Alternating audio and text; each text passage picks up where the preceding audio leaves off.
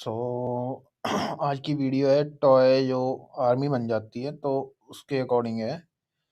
और प्लीज़ अगर आपको वीडियो अच्छी लगी तो सब्सक्राइब माय चैनल और साथ में लाइक और शेयर भी कर देना अपने दोस्तों के साथ। और प्लीज़ यार आप सब्सक्राइब कर लिया करो, तो आपके लिए और भी अच्छी अच्छी वीडियो देख के लेके आऊँगा। तो चलिए शुरू करते हैं video. Welcome back to Fox Recaps. Today, I'm going to explain an episode from the series Nightmare and Dreamscapes called No, this video only purpose of sporting the Fox uh, Fox Recap channel. So please don't give me any copyright strike on my channel. Let's Battleground, start. released in the year 2006. The protagonist of the movie is a hitman named Renshaw. In the opening scene, he parks his car in front of Hans Morris's mansion. Morris is the president of $1 million toy company and Renshaw's next target. He is in the storeroom, looking through the shelves of toys until he finds the one he is looking for, a green fairy. He brings the toy to his study room and stands by the window. Renshaw sees him through it and gets ready to execute his plan. He loads his gun and puts on a face mask so the cameras won't capture his face. Then, to trick the security guard at the entrance, he uses a phone as bait. A countdown starts on the phone. The guard panics and rushes outside to throw it away. Taking the opportunity, Renshaw attacks him and shoots him dead. The silencer attached to his gun suppresses the noise of the gunshot, so Morris wouldn't be alerted. Then, he steals the keys from the guard's uniform and walks into the security room with no trouble. After disabling the CCTV cameras, he confidently takes his mask off and walks to the study room. On his way, he comes across another security guard, who he kills with little to no effort. Following that, he walks into the room and kills Morris with 2 bullets to his chest and 1 to his forehead. After making sure he is dead, Renshaw picks up the green fairy from earlier as a souvenir for himself.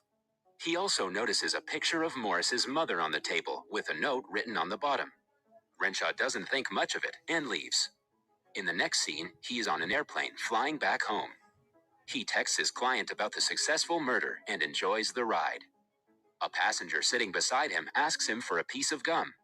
When he opens his bag to get her one, she notices the toy fairy inside. She thinks it is strange for a grown man to carry a kid's toy, but doesn't voice her opinion. When Renshaw lands at the airport, the news about Morris's murder has spread across the nation. On his way out, he notices that a girl has a doll in her backpack that is similar to the one he noticed in Morris's room. He doesn't think much of it until something more strange happens. He notices a green toy on the table at the reception of his apartment building. The toy also happened to be at Morris's table at the time of his death. After returning to the penthouse, Renshaw safely keeps the green fairy on a display table. It has several other souvenirs like money, a pen, glasses, and so on, each collected from a person he has killed. Renshaw falls asleep on the sofa while replying to emails. In the middle of the night, he is woken up by the doorbell. He thinks it is strange and checks the front door camera before opening the door. Outside, the receptionist is standing with a box. When he doesn't open the door, she simply keeps the box on the floor and walks away. He then brings it in and carefully places it on the kitchen counter. The note on the box is addressed to him, but has no information about the sender. However, there is a signature on the bottom that looks awfully similar to Morris's mother's signature that we had seen in the photo frame on the night of his death. Renshaw deliberates if he should throw the box away, but curiosity gets the best of him. He carefully opens the wrapper and finds a box full of toys. It has been sent from Morris's company and says that there are bonus surprises inside. At first, Renshaw checks the box to see if it is a trap. When he finds nothing of such sort, he opens it and sees plastic soldiers, guns, and tanks. He brings out one of the toys and inspects it, but finds nothing suspicious. Later, the box drops off the counter by itself. Renshaw clearly remembers it not being on the edge, so he goes closer to check.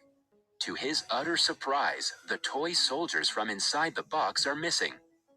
Then, more strange things start happening around the house. The curtains move on their own, and the lights switch off suddenly. On checking, Renshaw realizes that someone cut the cable to the lights. All of a sudden, a soldier from below the table stabs his toes with a sharp gun. It is clear to Renshaw that the toy soldiers from the box are behind all this. When he bends down to check, they start firing at him. Although the bullets only do him little harm, he retreats in shock and fear. Soon, they hit him with an explosive that burns his pants. Renshaw registers that the soldiers are tiny but very dangerous. As they continuously fire at him, he manages to run to the bathroom and lock himself in. His knee is severely injured, and he has many bullets stuck to his skin that are harmless but still hurt.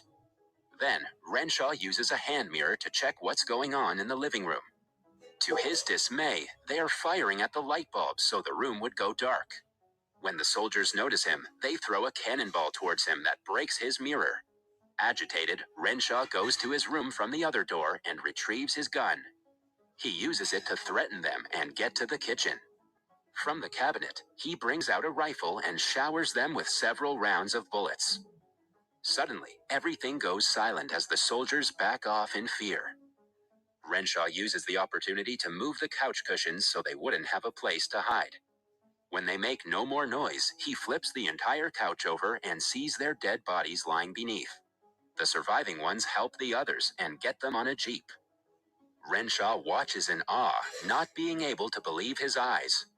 When he registers that they're about to run away, he steps on as many soldiers as he can. Some continue firing at him, but when Renshaw shoots them, the vibration from a single bullet knocks them out. However, the attack doesn't stop there. 3 Army helicopters emerge from under the table and launch towards him. They attack him with a cannonball, but he somehow dodges it. Yet, they overpower him by showering him with missiles. Renshaw quickly rushes to his bedroom and locks himself in. He looks into the mirror and is horrified to see many cuts and bruises on his face. He puts alcohol on it and dresses the wound to his best. Before he knows it, a huge ball bangs on the bathroom door, making a hole through it. A helicopter enters the room and continues attacking him. Having had enough, Renshaw catches it with a towel and bangs the toy to the ground. Following that, he flushes the remains down the toilet, but the soldiers refuse to give up. At last, he drops a plugged-in hairdryer into the water and finally kills them. He decides to spend the rest of the night in the bathroom, where his safety is ensured. Later, he stitches the wound on his thighs, even though it is very painful. A few hours later, a shadow appears beneath the door. A soldier from outside leaves a note for Renshaw, asking him to surrender. The man is amazed by the toy's smartness. He, in turn, writes "Screw you" on the paper. When he goes to put it back, he realizes that it's a trap. A group of soldiers with tanks are ready to fire at him. The impact makes many more holes in the door, leaving Renshaw in the range of fire. To save his life, he climbs outside the window, but can hardly escape from the 14th floor of the building. He somehow manages to carefully walk towards the balcony, but just then, another helicopter attacks him. Because he is on the edge, the soldiers are seconds away from pushing him off. At that very moment, Renshaw fires a single shot that crashes the helicopter. When he gets back on the balcony, he finally sighs of relief. Inside, more soldiers are pointing the cannon at the window, waiting for him to return.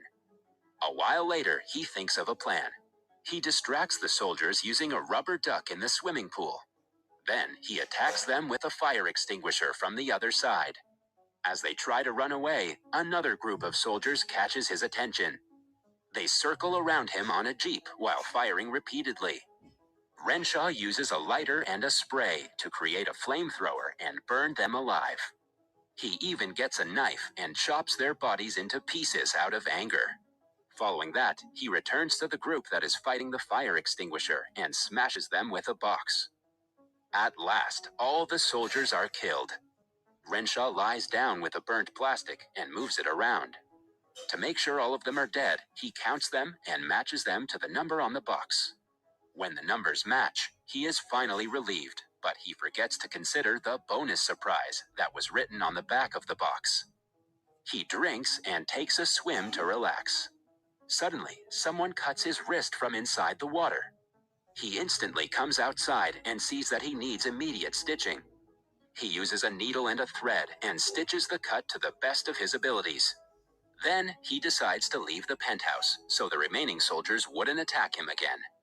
But what he doesn't know is that the trouble has followed him inside the elevator. Suddenly, the lights go out and the buttons panel breaks, ensuring that Renshaw doesn't open the elevator door at his will. He uses a flashlight to look around, but sees no one. When the panel flashes again, he notices a single commando inside it. The toy runs out of the elevator through a missing ceiling panel. As Renshaw follows him behind, he notices that the elevator is stuck and he has no way to escape. As a last resort, he jumps on top of a second elevator. He removes a ceiling panel and enters inside, happy that he is finally safe. But his happiness doesn't last long when he realizes that the commando has followed him inside. The toy uses a knife to stab Renshaw repeatedly, but because of the size difference, it does him little to no harm. Renshaw then catches the commando and puts him in between the elevator doors. The doors crush his head, killing him at last. Renshaw smiles at the toy's headless body, but soon discovers that it is attached to an explosive. The bomb detonates, killing him in the process. We see a sticker attached to the toy box that says the box consists of a commando and a thermonuclear weapon as bonus gifts. Somewhere else, the stolen toy fairy moves on her own. That was all from the video. I hope you liked it. Subscribe for more content like this and hit the like button to help us out. Also, leave a comment if you want us to recap your favorite movie. Until next time, take care. Subscribe me too. Please don't forget